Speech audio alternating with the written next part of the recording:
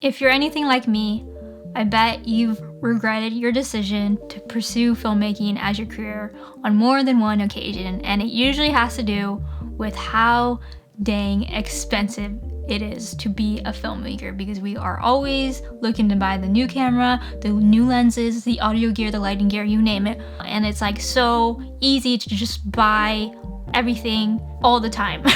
So today I wanted to talk to you guys about my equipment inventory that I've made on Notion, which has helped me not only keep track of all the gear I own, but also it has helped me save money, or at least it has helped me stop making as many impulsive gear purchases like I have in the past. And before you click off, if you're not a filmmaker or a video person, I think this inventory could also be helpful if you do also have an expensive craft, hobby, you name it. They can get really expensive really fast. So hopefully the inventory that I show you today will help you not only keep track of everything you own, but also help you save money when it comes to purchasing things in the future. So before I jump into Notion, I want to talk about why I think creating an inventory like this is so important and can be so helpful in terms of keeping track of your gear, as well as helping you control those urges to buy the shiny new toy. But first and foremost, I want to, just like with any advice video, look, it's your money, please spend it how you like. But if you find yourself just kicking yourself every time you buy that new thing off of Amazon, this video I think will help you out a little bit. So first, why is inventory like this important? By the definition of inventory, it's just a complete list of everything you own. So in my case, everything I own in terms of camera gear, audio, lighting, you name it, anything that I use for filmmaking to make videos, I have right here. Maybe not every little thing, but like everything that's substantial, anything that's cost me a good, maybe $100 or more is on this. I want to be very clear, I've accumulated this amount of gear over the course of about 4 years or so. So, a lot of saving up. I bought a good amount of this stuff used. So again, you may look at this and be like, wow, she can afford a lot. Like it's taken a while, and also I tried to find a deal when I can. And this also has helped me pack for projects. So when I'm going out to shoot, I come here and be like, okay, what do I actually need for this shoot? Because I can't tell you how many times I've overpacked for a shoot. Like I bring like 3 different bags. I honestly only touch one. So it makes me more intentional about what I bring to each shoot, so that when I come to a shoot, all the gear that I bring is in fact going to be used. Of course, yes, I bring some backups, but for the most part, I'm not bringing everything needlessly. And then the second, which I think most of us are interested in, is how is this saving me money in the long run? So along with listing everything that I own, I also have a wish list at the very bottom of my inventory, and I have the wish list separated in 3 categories. So investments, upgrades, and luxuries. And what's the difference between an investment and an upgrade? An investment usually is something that I don't have yet, and I know in the long run it's going to make my process more efficient and just make my life easier. An upgrade suggests that I already have that item. So right here I see a Peter McKinnon ND filter. I have just the very cheap ND filters that you can get off of Amazon, whereas the Peter McKinnon ND filter, I think they're pretty pricey, but they're super nice. But that would be an upgrade. I don't need it. And then my luxury is obviously like, these are things that are like super cool, but I don't necessarily need. They just would be a nice to have. So when it comes to upgrade, I usually ask myself a series of questions to really determine whether or not this is something that, yes, I should put money towards, yes, I should invest in. So the series of questions that I ask myself before I choose to invest in new gear or upgrade new gear is, for one, I ask myself, how often will I use it? How often will this piece of gear be used? Is it every day, every time I shoot? Is it once a week? Is it on occasion?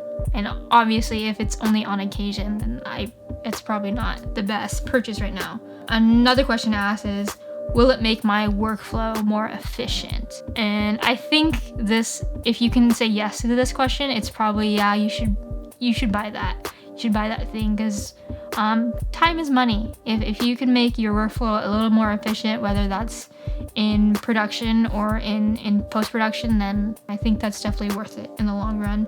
And then lastly, this is a question that you really have to be honest with yourself with, is why are you upgrading?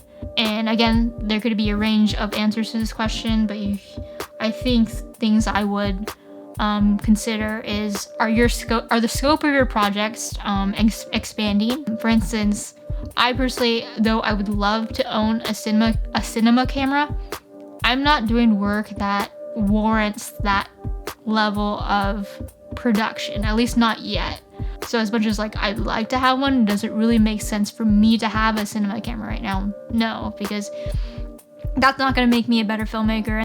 And two, again, like it doesn't make sense for the scope of projects that I'm doing at the moment. My little Sony mirrorless camera definitely does a job for me at the moment. And then another thing is, like, if you have saved for this big purchase and you can pay for most, if not all of it up front, then by all means buy it. You saved for it, you deserve it, you earned it. But let's say Sony just dropped a new camera, because they have been like every month this year, and you want to open a new credit card to buy that camera, I would advise against that. All right, as promised, I don't mean to keep you here longer than you need to, and I appreciate you being here. Let's get into Notion and just look at my inventory real quick. Again, it's very simple how to make it. I'll just walk you through what I have and then show you how to do it on your own. So I really just use inline tables in Notion. If you're not familiar with Notion, I'm not the person to teach you how to use Notion, because there's plenty of tutorials online to show you how, but just show you what type of things I use within Notion to help me organize my stuff. So I use inline tables. And so my first table is my inventory, everything that I own gear-wise. And I split it up by different categories. So I have camera support, audio, lighting, and G&E. And if you are not familiar with what G&E is, G&E is grip and electric, and essentially it's anything that you use to rig up lights, rig up just about anything that you need to rig up on set. That's what G&E is. That's probably not the best explanation for that. But again, I have them split up by category, and then I actually have them tagged with type. So obviously camera, and then I kind of say what they are. So camera, and this is a video camera. My Fuji X1.5 is a photo camera, so I just have that specified.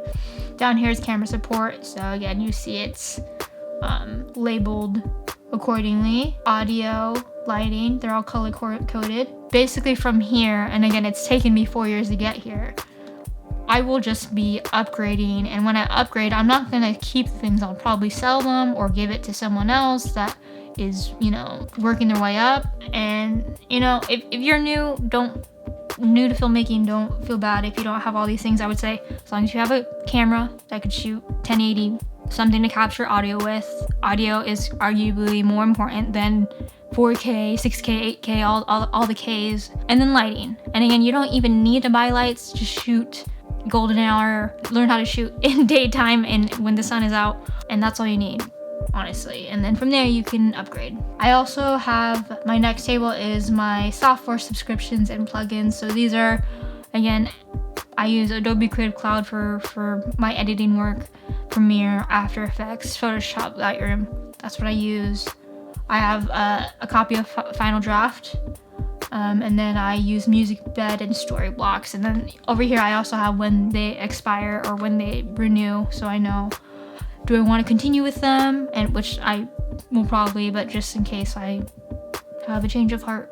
And then lastly, as I talked about earlier, my wish list. Honestly, I think I just wanted to make this video because not only has this inventory been very helpful to me, but it's also kind of reminded me that filmmaking isn't just about the gear. What's more important than anything is the stories that you're telling and the videos that you're making, and not so much what gear you use to make them. Because if you can't make an amazing film, an amazing video with the camera you already have, don't expect yourself to make an amazing video It may look better quality-wise, but don't expect yourself to make something better once you have spent, a couple grand on that latest camera body. And again, I don't want to make anyone feel bad about that, but it's a reminder that I even have to say to myself all the time, like, is that piece of gear really going to make you a better filmmaker? And the answer is usually no, it's not. What's going to make me a better filmmaker is me using what I already have to make the best work that I can. And that's it. Alright, if this was helpful, I would really appreciate it if you gave this video a thumbs up, subscribe if you want to see more from me, and ring that bell so you don't miss a thing. Alright, YouTube, I'm Marissa Roxas. I'm a filmmaker from San Diego, California, and thank you for watching. I will see you in the next one. Alright, take care.